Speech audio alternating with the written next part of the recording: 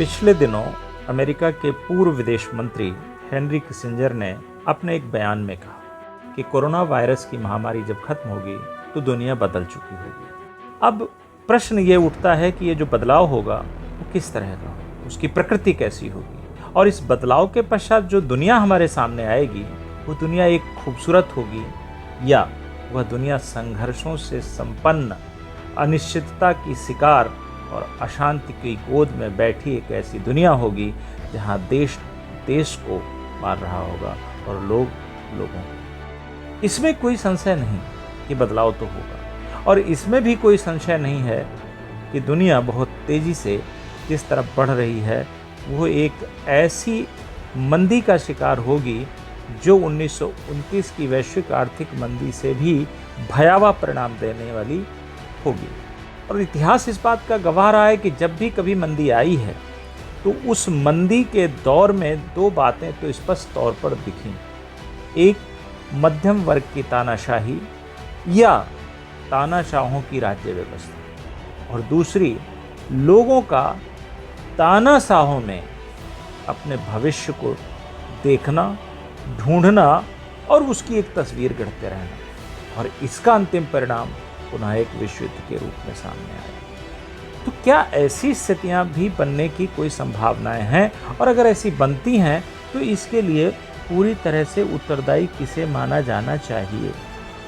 अमेरिकी राष्ट्रपति Donald Trump ने व्हाइट हाउस की प्रेस ब्रीफिंग में स्पष्ट तौर पर कहा कि चीन ने जानकारी छुपाई, और अगर ये सिद्ध होता है कि चीन ने जानकारी छिपाई थी जिसकी वजह से पूरी दुनिया आज इस आपदा का शिकार हो रही है, लोग मर रहे हैं और दुनिया पूरी एक भयावह डरावनी फिल्म की तरह चलती हुई सिल्वर स्क्रीन पर एक कहानी के तौर पर दिख रही है, तो उनका कहना है कि मैं इसका जवाब दूंगा, और ये जवाब चीन को परिणाम भुगतने के लिए विवश करेगा।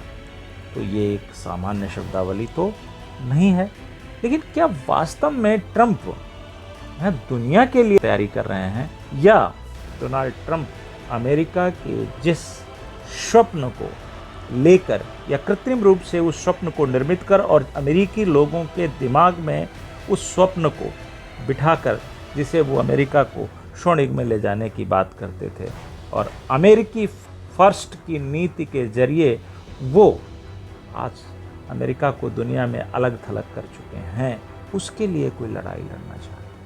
और क्या ये लड़ाई उस का प्रत्युत्तर है जिसकी शुरुआत चीन पहले ही कर चुका है?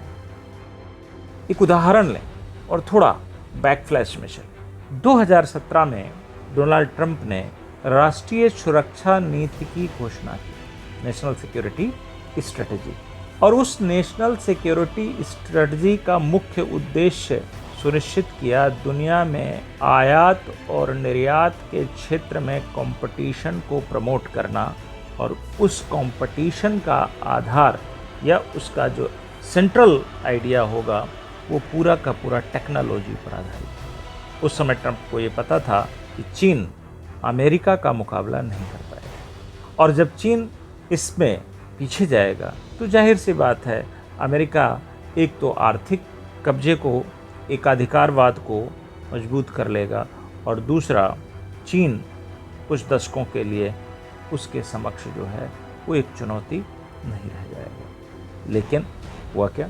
आज स्थिति बदल गई। क्यों बदली? ये संशय पैदा कर रहा है। ये इसलिए पैदा कर रहा है संशय क्योंकि चीन ट्रेड वार में जब अमेरिका से भिड़ा तो आप धीरे धीरे देखें कि वो सरेंडर की स्थिति में आ गया था, वो समझौता करना चाहता, यानी वहाँ पर ट्रंप बहुत हद तक विजय मुद्रा में दिखे।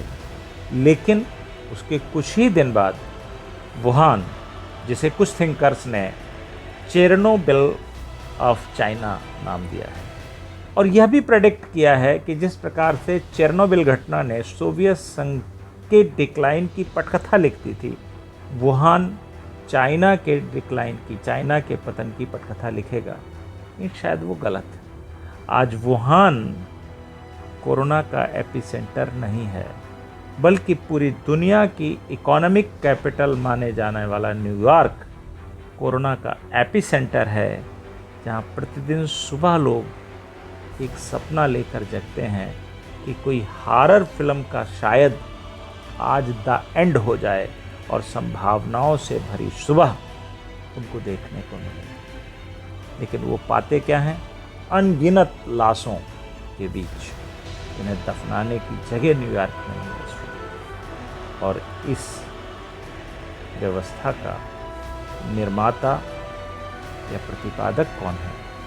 चीन। इसलिए अगर दुनिया में ये संशय व्यक्त किया जा रहा है कि यह बीमारी चीन की एक वार स्ट्रेटेजी का हिस्सा है and corona virus is a part of the biological war generated by the Chinese labs under the control of the Chinese regime, तो मुझे लगता है इस बात को काउंटर फैक्ट्स को बाहर लाए बगैर अस्वीकार भी नहीं किया जा सकता। इसलिए अब ये देखना है कि ये टकराव यहीं पर रुकेगा, इतना ही रहेगा, या फिर ये बड़े परिवर्तनों की ओर विश्व को ले जाएगा। आप भी तय करिए।